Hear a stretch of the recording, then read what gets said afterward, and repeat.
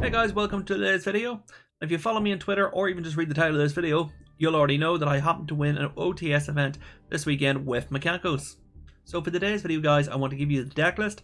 I won't go into too much detail about the deck list. I want to do that in a later video, given a lot more time, so I'll probably release that next week. The second part of this video, I want to go into the matchups, just to kind of break down what I played against and how I played against it. So before we start this video guys, I want to give a shout out to Buzzard Comics and Buzzard Gaming for hosting the event and for making sure everything ran smoothly over the weekend.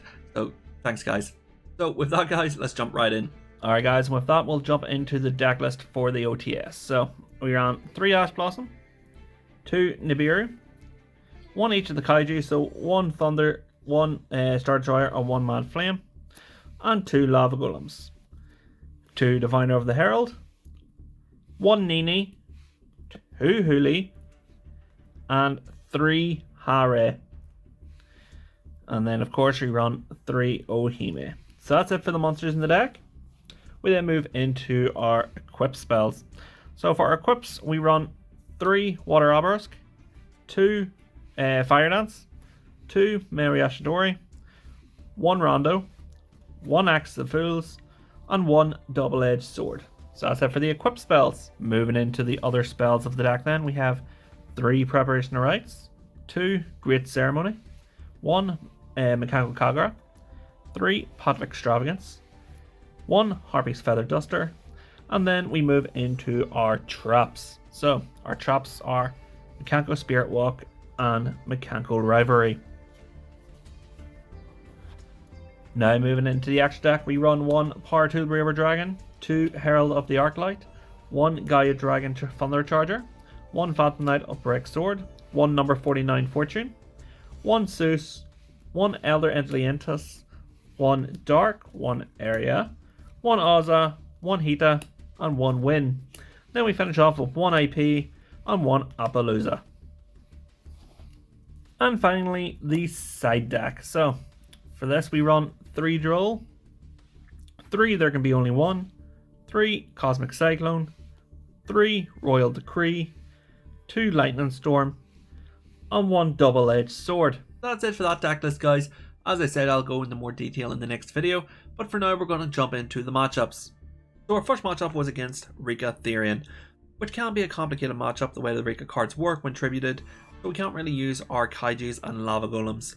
The deck was piloted by Oshin, one of the local guys, so shout out to Oshin if you're watching the video. So game 1, Oshin was able to set up a strong board with Rika Strana, Aetherian Lily, which was equipped to one of the Rika cards, and a set card. However, although we can't tribute the Rika Strana, what we can do is return it to the extra deck with Water Obelisk, which is exactly what happens. We equip Water Obelisk to the Strana, triggered Water Obelisk to return to the extra deck and special summon our Huli, and then we search for a trap. Sadly for Oshin, I also had the Double-Edged Sword in hand, so I simply equipped it to the Lily and attacked for game. This is how game 1 and 2 both kind of went, and there was no real difference in play. We did have the Pot of Extravagance in both games for the extra draw power, so our hands ended up being quite strong. So it was a quick 2-0 against Oshin, and yeah, sorry Oshin for the Double-Edged Sword. And with a win over Rika, we then moved into round 2. Round 2 was against another local lad called Dean, so Dean, shout out if you were watching the video. And this time we were against Draco Slayers. So he managed to win the dice roll and let Dean go first. I don't really know how Draco Slayers plays, so we asked the first chance we got, but it didn't really stop Dean in any way. So he managed to finish his board with Prominence on the board, 2 other monsters, and I believe it was a field spell, but it wasn't Secret Village. So Dean, if you're watching, please let me know what it was. But from there, we had a strong enough hand to deal with this kind of board. We played our Pot of Extravagance and draw on our 2, and we had our Lava Golem combo. So we were able to Lava Golem 2 monsters, return the Lava Golem back to my hand with Water Obelisk, special summon the Hare. There we also had our Ohime in hand, which allows us to access the Great Ceremony, discarding the card. And yeah, it's just a full 3-card combo into the Prominence, which was lethal because of the Beyond the Pendulum that was played in that game. So Dean chose to go second in game 2, doing his full combo again. However, this time we had a Nib in hand, which then let us just set up a large token. During my turn, I managed just to attack the token with my Mikankos and go for game. So with that, we then move into round 3. So in round 3, we were against Dragon Lake. First off, I want to apologize to my opponent if you're watching. I can't remember your name and I didn't take note of it. You're not one of the regulars, so it just kind of escaped me, mate. So I am sorry, but we'll go ahead anyway. What can I say about my opponent? He was so unlucky in game 1. He drew his opening hand and passed. His 5 cards consisted of bestials. Now, I tried to go into my Power Tool OTK during my turn, but he was able to remove the Herald of the Arclight and an Ohime that were both now in the grave at this stage, to summon 2 bestials. However, we did manage to hit him for 6,000 damage. So the opponent passed and then went into another line, but it just wasn't enough. It passed back to us and we were able just to attack into a bestial. It was a very slow turn for our opponent, who just kind of bad-handed it. There's not really much more to it than that. We then moved into game 2. Game 2, he let me go first, which then let us kind of set up our there can be only one place for the dragons. And yeah, so he left one bestial rebellion on the field, and I was just able to attack it into it for game. So it was just kind of one of those things where our opponent drew really bad in game 1, and we were able to kind of profit out of it in game 2 because we learned what they were playing. So in round 4, we played against another local lad called Dan. Dan was running Punk Gold Pride, and yeah, what to say about this game. Dan, I am sorry, but I have to call you out, mate. So we managed to win the dice roll, and Dan went first. Dan did his full combo line, leaving himself on 4,700 life points, and then he set up with 2 monsters on the board, if I remember correctly. Could have been 3. Either way, it passed to me. Now, this is how this went. Yeah, I'll pass to you, Scully. No problem. Draw phase? Draw's fine. Stand by. Yeah, stand by is fine. It's fine. I forgot to set my traps. Dan forgot to set his traps. Now, he did reveal the trap after the game, which was the Punk Negation trap and the Infinite Impermanence. So, very impactful cards to the matchup. But sadly, we were able to just Lava Golem the monsters and attack with 2 Mikankos for 6,000 damage. Just end the game as he was only on 4-7 after his own combo. Moving into game 2 then, after the sides, Dan chose for me to go first, as Dan knows my deck well. We played against each other quite a bit, and knows I have a weaker going first hand. Sadly, yeah, I drew nothing. I drew my 5 cards and had to pass, and Dan was able just to OTK me, which then led into game 3. But again, this was a game I should not have won. There was an instance in the last 2 turns where Dan was able to bring back a monster from the graveyard, and he chose to bring back the Punk Amazing Dragon. However, the Draco Berserker was also in the graveyard, which he could have brought back instead, and if he did so, I would have lost.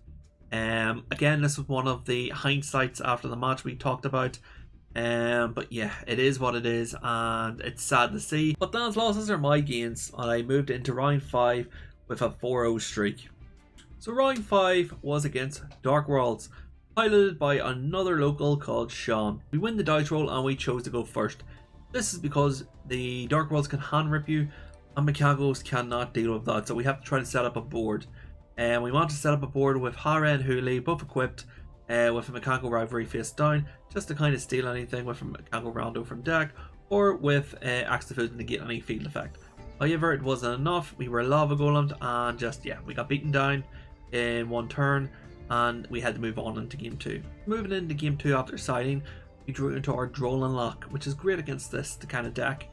We were able to set up a Huli and a Hara on the board, and Mikanko Rivalry face down with a Droll in hand. Now, we were able to interrupt our opponent with Droll, which left a weak enough board after some danger combos, but during our turn we were able to fire dance out Mikanko and be able to bring back Bigfoot, and then be able to basically attack into the Bigfoot for game.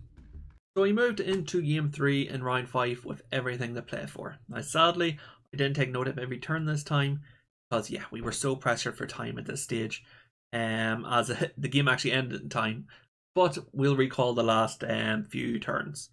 So coming into the final turns, I had taken 7,400 damage from Sean pushing a lot of damage, and we were able to counter this by clearing the fields with Nibiru's and kind of stalling for time with Droll and Lock, as well as Huli Locks.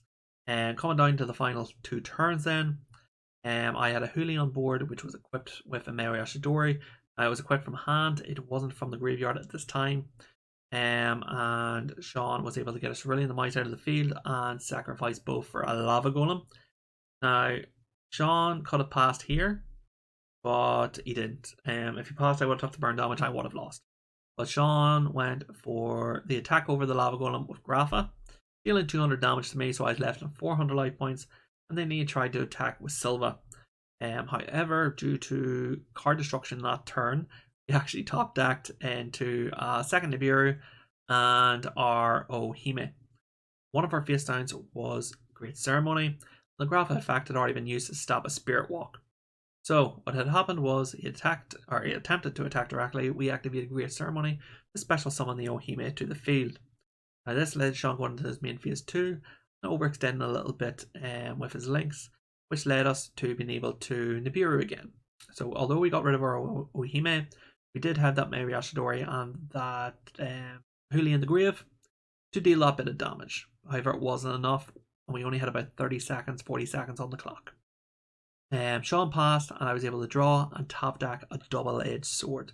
Now, we had dealt 3,300 damage to Sean earlier in the game with a Kaiju attack, and now we were able to equip his token, which was in defense mode, with this double-edged sword. The defense was 2,300 of this token, and we were able to simply activate the Mary Ashidori into the Huli and attack for game. The token attack would have dealt 4,600, dealing 7,900 in total, leaving Sean on 100 life points, whereas we were on 400 life points, and then the timer went. So the game itself was so stressful, and it was fantastic, and I have to give a big shout out to Sean here. I think, the Lava Golem was kind of a misplay in my mind, but yeah, you didn't stall for time, buddy, when you could have, so mad respect for you. And with that, that's the 5 games. That's the recap. Yeah, we're going to do that deck list probably next week, guys. So make sure to like and subscribe for that. And yeah, I hope you liked the video. I hope you liked the recap. And yeah, I will see you guys later.